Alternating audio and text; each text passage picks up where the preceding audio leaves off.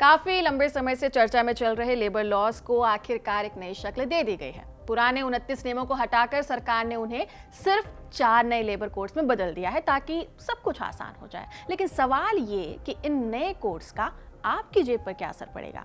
आपकी in hand salary बढ़ेगी या कम होगी? आपके पीएफ में कितना ज्यादा पैसा जाने वाला है? ओवरऑल आपकी कमाई का स्ट्रक्चर कैसे बदल जाएगा और इन कोड्स की वजह से ईपीएफओ के नियमों में क्या-क्या बदलाव हो सकते हैं? सभी सवालों के बारे में समझेंगे हमारे इस वीडियो में। नमस्कार, मैं हूं डिम्पिका और आप देख रहे हैं खबर का। सबसे पहले आप ये समझिए कि लेबर लॉज यानी कि श्रम कानून आखिर है क्या और इनकी जरूरत क्यों पड़ी।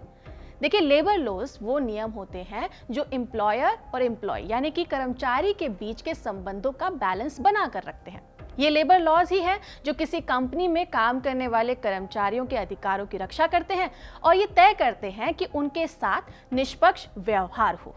काम के घंटे तय करने से लेकर वेतन, छुट्टी, ओवरटाइम, हेल्थ, इन सब को लेकर नियम और कानून बनाए जाते हैं।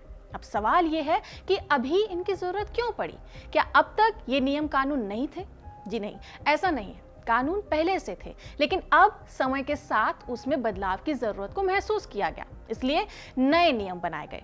काफी सालों पहले यानी कि 1930 से 1950 के बीच में मजदूरों और कंपनियों के लिए 29 अलग अलग कानून बनाए गए थे। किसी में सैलरी का नियम था, किसी में फैक्ट्री की सेफ्टी का, किसी में यूनियन का, तो किसी में पेंशन का। इन सभी पुराने नियमों को आज भी फॉलो किया जा रहा था, लेकिन ये सारे नियम इतने बिखरे हुए थे कि इन्हें समझना और उसको इम्प्लीमेंट करना दोनों ही मुश्किल हो गया था। इसके अलावा इन पुराने नियमों में कॉन्ट्रैक्ट पर काम कर रहे लेबर्स और गिग वर्कर्स को तो फायदे के नाम पे कुछ भी नहीं मिलता था। लेकिन अब वक्त बदल रहा है, अब वर्क फ्रॉम होम है, उबर जोमैटो जैसे गिग जॉब्स हैं, महिलाएं नाइट शिफ्ट में काम कर रही हैं और छोटे बिजनेस ऑनलाइन चल रहे हैं। पुराने कानून इस नई दुनिया के हिसाब से फिट नहीं बैठते थे, इसलिए अब इन 29 पुराने कानूनों को मिलाकर 4 नए कोड बनाए गए हैं, जिसमें से पहला है वेज कोड यानी कि सैलरी का पूरा सिस्टम इसमें समझा जा सकता है। दूसरा है इंडस्ट्रियल रिलेशन कोड यानी नौकरी से जुड़े हुए नियम और विवाद।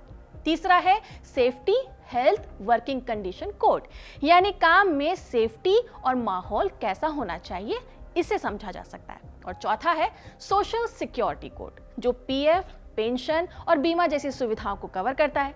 यूं तो ये नए कोड 21 नवंबर 2025 से लागू हो चुके हैं, लेकिन अभी एक ट्रांजिशन पीरियड चल रहा है। मतलब कुछ समय तक पुराने और नए नियम साथ साथ चलेंगे और जब तक पुराना सिस्टम पूरी तरह से खत्म नहीं हो जाता, तब तक नए सिस्टम को पूरी तरीके से इंप्लीमेंट भी नहीं किया जा सकता।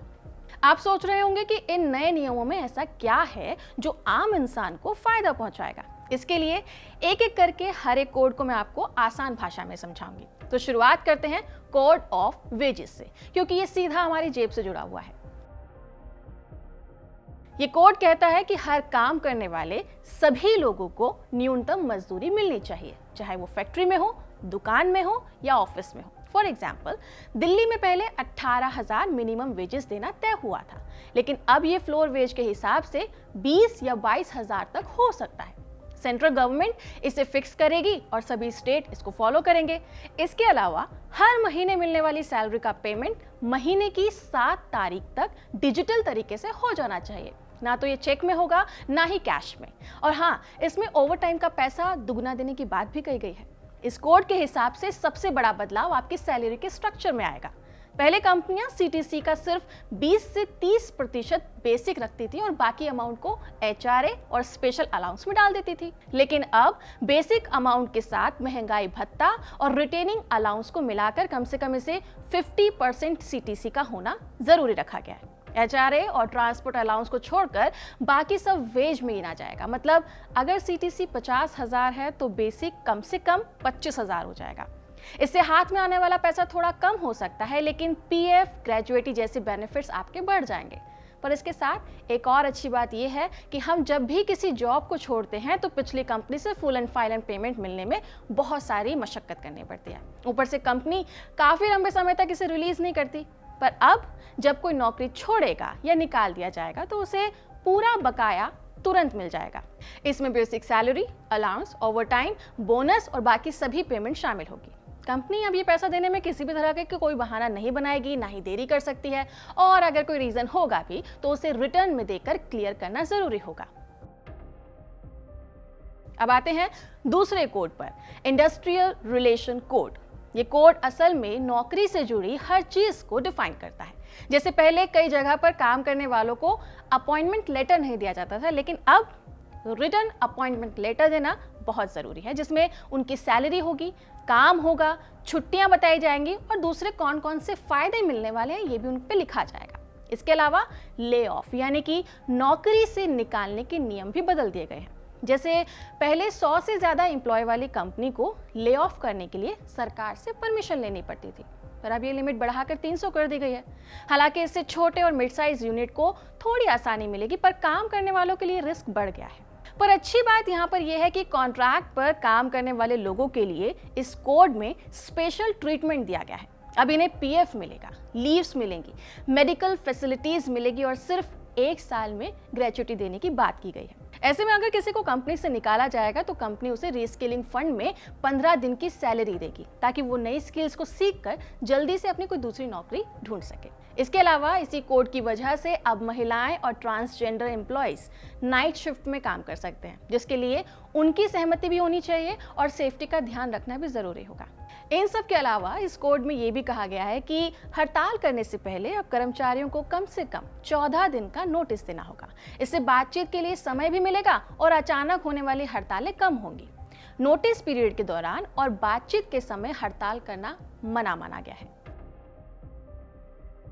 अब हम तीसरे कोड पे आते हैं, जिसका नाम है ओश कोड यानी कि occupational safety health and working condition code, जिसका मतलब है कि जहां भी लोग काम करते हैं वहां माहौल सेफ होना चाहिए, क्लीन होना चाहिए और हेल्दी होना चाहिए।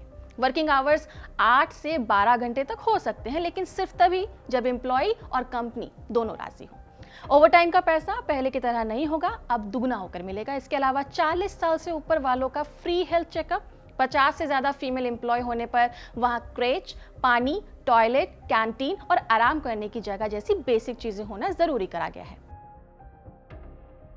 आखिरी आता है सोशल सिक्योरिटी कोड, जो कि बीमारी, रिटायरमेंट और मैटरनिटी सबको कवर करता है। और अच्छी बात यह है कि ये कवरेज गिग और प्लेटफॉर्म वर्कर्स को भी दी जाएगी।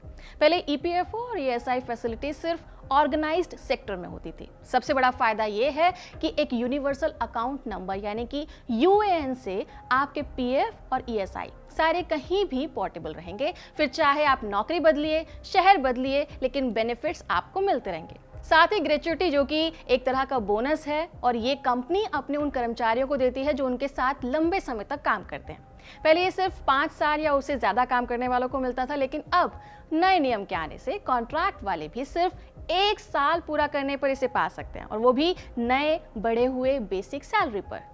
यानी कि अब आपको पहले से ज्यादा पैसा मिलने की उम्मीद है। इसके साथ ही पीएफ यानी कि प्रोविडेंट फंड निकालना और भी आसान होगा, और अगर कोई चाहे तो खुद को पीएफ में शामिल कर सकता है, फिर कंपनी उसे पहले से देती हो या नहीं देती हो।